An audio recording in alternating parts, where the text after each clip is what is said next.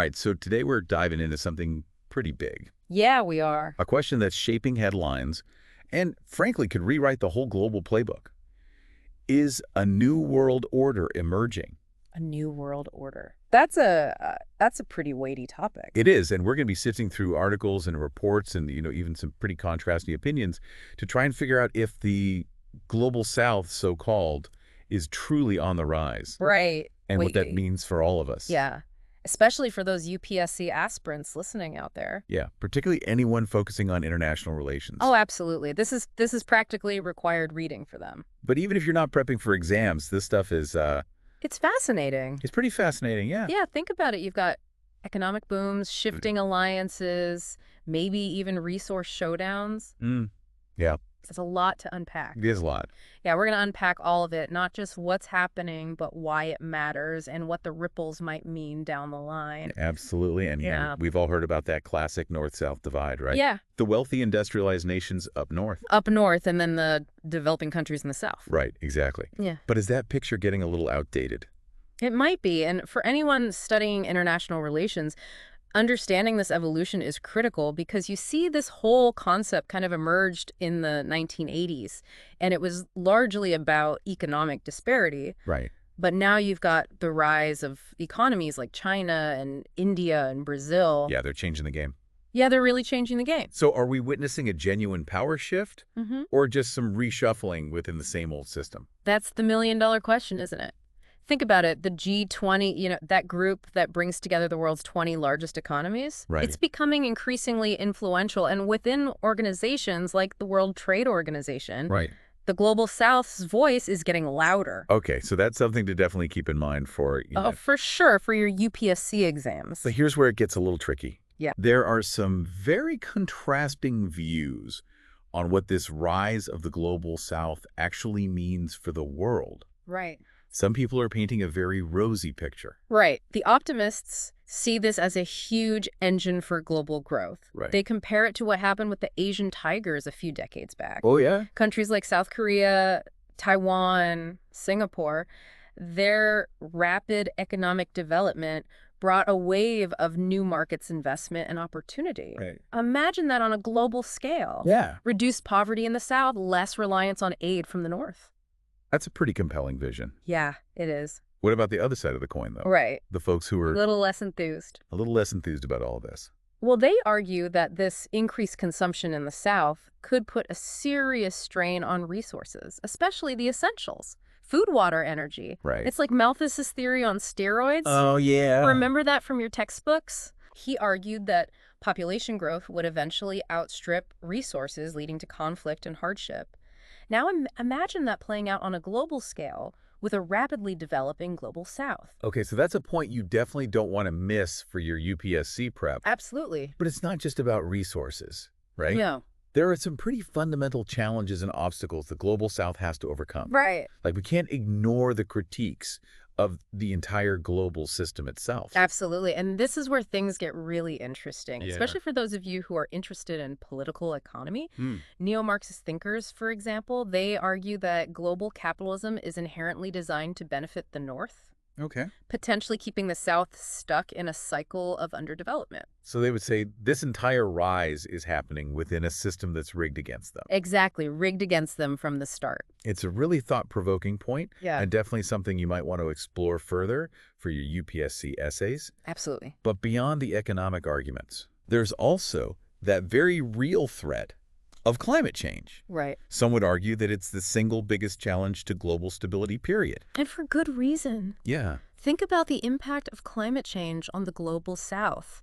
Rising sea levels threatening coastal communities, extreme weather events disrupting agriculture and infrastructure, Right. and then increased competition for scarce resources. Oh, it's a recipe for instability. It is, And something you'll undoubtedly encounter in your international relations studies. for sure. But here's the dilemma. Solving climate change requires global cooperation, Right. which is easier said than done. Oh, it is. Right. One of the biggest hurdles is the tragedy of the commons. It's a concept that explains why it's so hard to get countries to act in the collective interest. Right. When it comes to shared resources like the atmosphere, Okay. each nation is incentivized to prioritize its own short-term gains, even if it harms the environment in the long run. And this tension is just amplified when you consider the different priorities of developed and developing nations. So on one hand, you have developing countries arguing that they shouldn't be penalized for trying to catch up economically, Right.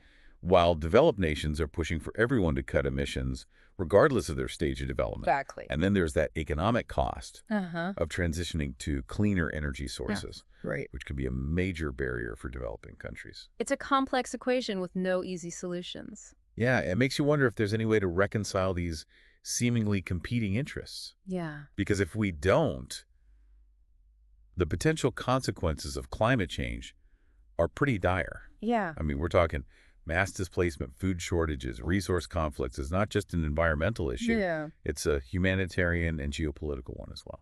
Precisely. And for you, UPSC aspirants, understanding these interconnected challenges is absolutely crucial. Right. Climate change has the potential to reshape global power dynamics, migration patterns, even redraw the map of conflict zones. So what's the way forward?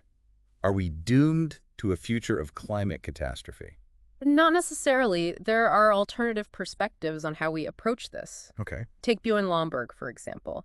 He's a Danish political scientist who argues that while climate change is real Right. and needs to be addressed, it might not be the most pressing issue we face right now. Really? That seems counterintuitive given the urgency of the climate crisis. I know it's a controversial stance. Yeah. But he believes that prioritizing immediate problems like poverty, disease, and malnutrition would actually do more good in the short term, even if it means delaying some of the more ambitious climate mitigation efforts. What's about choosing our battles strategically? In a sense, yes, Lomborg is a big proponent of adaptation as a key strategy for dealing with climate change. Okay. Instead of solely focusing on reducing emissions, he suggests investing in ways to adapt to the changing climate. Okay. Things like building seawalls to protect coastal cities, developing drought-resistant crops, and creating early warning systems for extreme weather events. That's a really interesting approach. Yeah, It seems like he's acknowledging that climate change is happening, it is happening. but we need to be smart about how we respond. Exactly. And he also points out that there are smaller-scale, easy wins that can contribute to emissions reduction without requiring massive economic overhauls. Right. Think about things like improving recycling rates, better insulation in buildings, promoting plant-based diets, and transitioning to renewable energy sources where feasible. Okay, so it's not an all-or-nothing scenario. No. There are concrete steps we can take both individually and collectively to address this challenge. Yeah. But how does this all fit into the bigger picture of a rising global south? That's the crucial question, isn't it? Because as the global south gains economic and political clout, its approach to climate change and its relationship with the developed world will have huge implications for everyone. Yeah, it's like this whole power shift adds another layer of complexity to an already incredibly complex issue. What does this mean for global institutions? Will we see a move away from the traditional Western-led order? It's certainly possible as the global south becomes more assertive. We might see a push for reforms in institutions like the United Nations and the World Bank Yeah. to give developing countries greater voice and representation. Right. And that could have a ripple effect on everything from international trade to diplomacy and conflict resolution. And this isn't just something happening out there on the world stage. No, not at all. It affects all of us, even on an individual level. Absolutely. As citizens and consumers, the choices we make matter. Yeah. Whether it's supporting sustainable businesses, advocating for responsible policies, or simply staying informed about these global shifts, we all have a role to play in shaping a more just and equitable world. So to wrap things up today, we took a deep dive into the rise of the global south and all the potential it brings, the economic booms, the shifting alliances, and yes, the immense challenges. It's a lot. It's a topic that's not only fascinating, but incredibly important, especially for those of you prepping for the UPSC exams. Right. Remember, understanding these global dynamics is crucial for anyone who wants to navigate the complexities of international relations, whether you're aiming for a career in diplomacy policymaking or simply want to be an informed citizen. This is knowledge you can't afford to miss. Exactly. So if you're listening and you found this deep dive insightful, don't forget to hit that like button and subscribe to the channel. Yes, please do. And if you know someone who's also fascinated by global affairs, Yeah. share this episode with them. Spread the knowledge. The more we understand these interconnected forces shaping our world, the better equipped we'll be to navigate the future together. Couldn't have said it better myself. And on that note, we'll wrap up this deep dive. Until next time, keep exploring, keep questioning, and keep learning.